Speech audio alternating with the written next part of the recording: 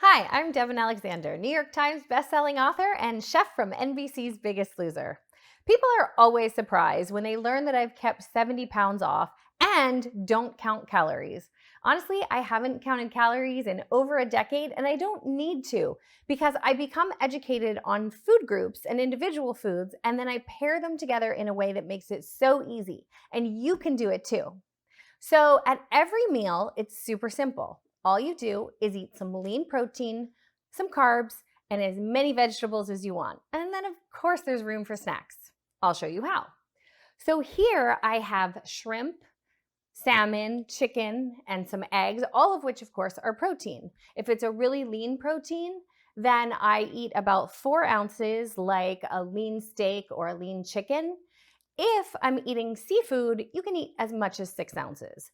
So that's about 100 to 150 calories without even thinking about it. Now, when it comes to carbs, this is where people get in trouble.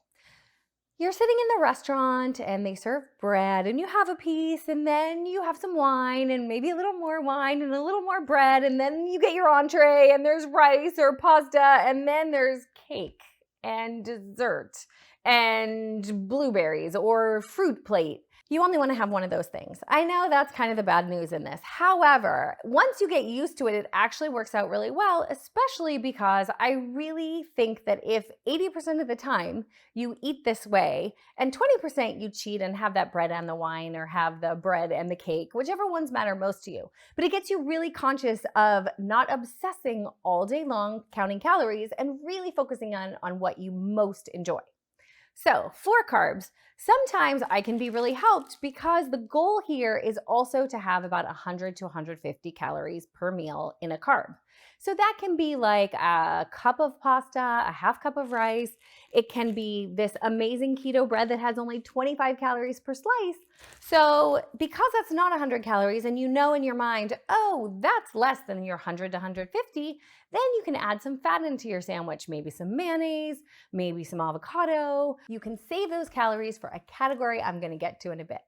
Now, the cool thing about this system is that you never get hungry because you can eat as many vegetables as you want. Obviously, you don't want to eat a ton of starchy ones, but as many greens and other vegetables as your heart desires. Next, we go on to one of my favorite categories as a chef, the flavorings. You can add sauces and condiments, but with those, again, you want to look at labels one time to really get a sense of how many calories you're adding.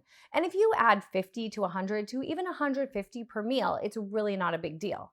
But this is where your cheeses come in. I always buy reduced fat. Something like lemons or garlic, you can obviously use to your heart's content. And then even things like center cut bacon do have a place in my diet.